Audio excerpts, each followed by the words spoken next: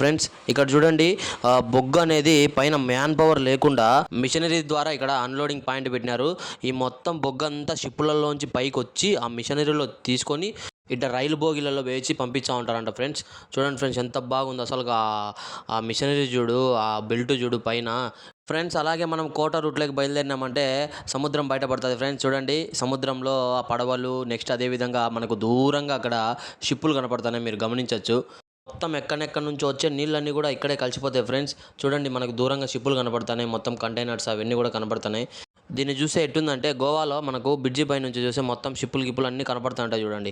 So ఆ విధంగా ఉంది ఫ్రెండ్స్, అస్సలు అద్భుతంగా ఉందన్నమాట.